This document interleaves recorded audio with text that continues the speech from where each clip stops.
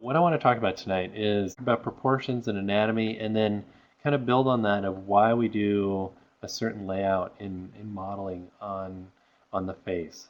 Okay, so you have to be careful when you're using photographs because there's always camera skew and stuff. So if you look here, that it looks like she's straight on, but her ears are, typically those fall between the eyes here and the bottom of the nose. So her head's tilted down just a little bit, enough to kind of, hide the nostrils. That being said, the rest of her face is a good example to use. If we have some fun with her, and if you look at her face and start really analyzing it, and this goes down to portraiture, when it comes down to painting and portraiture and sculpting, you're looking for, what makes this person this person. Let me go through a couple things. So the first thing I like to kind of play with, if you look at the left side of her face, so I'm going to basically, I just copied her right, copied over to this side. Now watch this. See how things start to change just a little bit? If you notice in the brow right through here, there's some change, and that could just be hair. If you notice where the cheek is and the jawline, the nostril, her lip is off a little bit. The width of her neck has changed. Okay, now if I do the same thing with the right side, so this part of her head, and again, it could be a hairline thing, is wider, but the cheek is a little wider, even if I do this. So look at just the difference between the left and right side. Okay, see how her forehead changes? So anyways, this is just kind of pointing out that when we do stuff in CG, typically our stuff looks like this, where everything's mirrored perfectly. And so if you're trying to get like an accurate portrait of doing somebody realistic, be aware that there's always going to be little subtle changes, to the head. And so how do you model those in there? It's really just measuring, the distances from here to here. There's a theory out there of the golden ratio. They came up with this as like the perfect, face kind of thing for proportions where the nose and the eyebrows fall.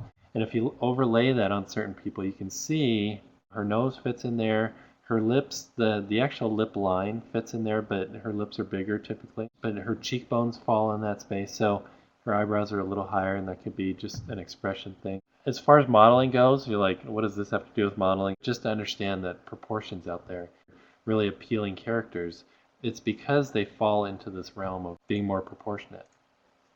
So Andrew Loomis, in the book, he's got females, kids, all talking about these golden proportions. If you look at this is basically the overall head, and when you're doing life drawing or figure drawing, there's just certain proportions that you're looking for when you're quickly drawing the head. If I do an overlay, then again, her proportions fit pretty well in there. But basically, what I'm looking at is when you're analyzing a real character or a drawn one, you're looking for measurements, and so these are kind of the ideals of what you're looking at. Typically, the corners of the mouth line up with the eyeballs, the center of the pupils of the eyeballs. Okay, the width in between the eye is the same as the width as the eye, so you could take another one of her eyes and stick it in the middle here, and that would be the perfect width.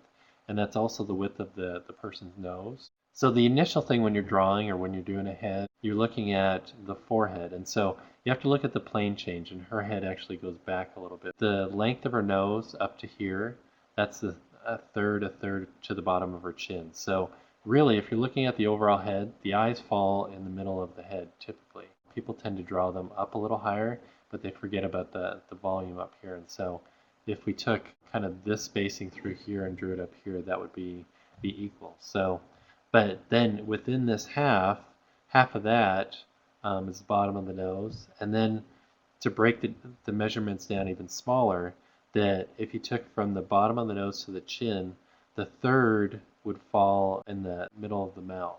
You'd do another third to the top of the lip, and probably 2/3 down in here for her lip. But anyways, it generally falls under these proportions. So when you start doing stylized characters and you're starting to push and pull characters, they still kind of have to fall within, not to say that people can't have wider noses or smaller noses or they can't fit within these proportions, but these are kind of the idealized proportions.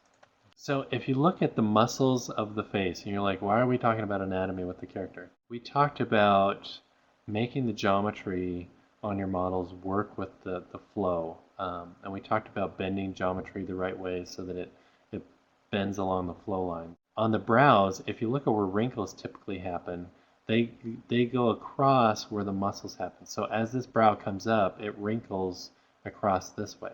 Okay?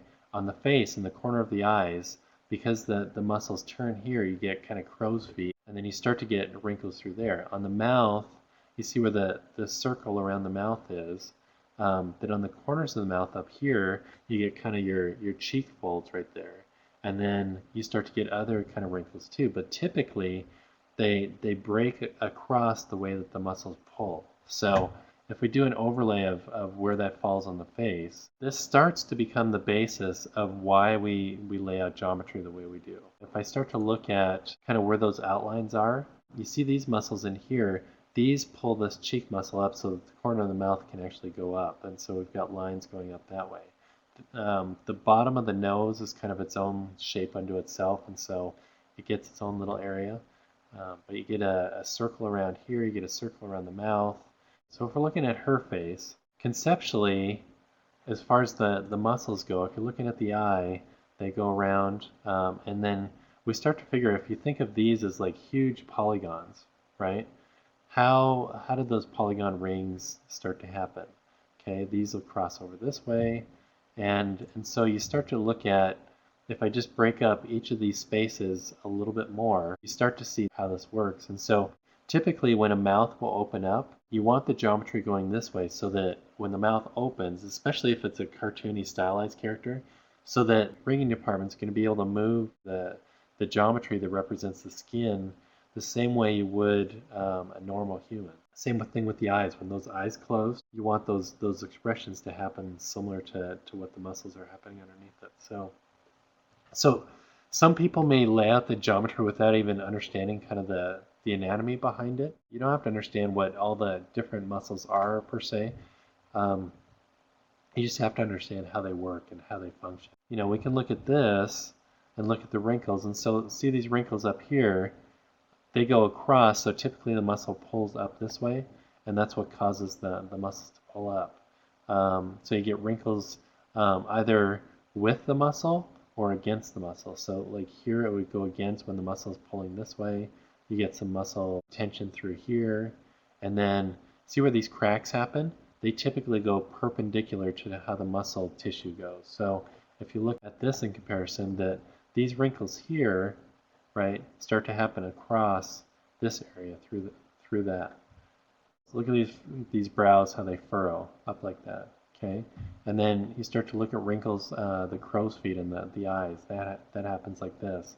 See how this comes down, you know, through here. That brow is getting pulled in this direction, and so you're getting more kind of brow ridge through there. This line through here is pulling up this way because of these muscles pulling up against the cheek.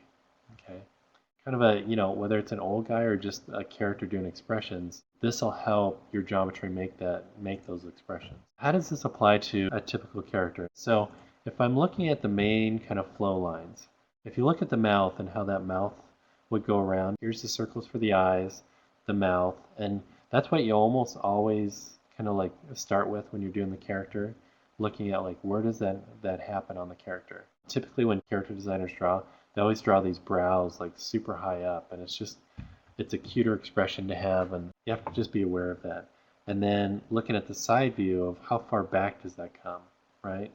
And then we'll talk about the ear, how that gets integrated later on, but essentially this is kind of the layout. And then, you know, if I add a little bit more lines to it, if we're starting with like a very basic kind of polygon head, which is what I'm going to show you tonight, that eventually this is where we want to go with it. And then as we add resolution to it, we're going to also increase the detail.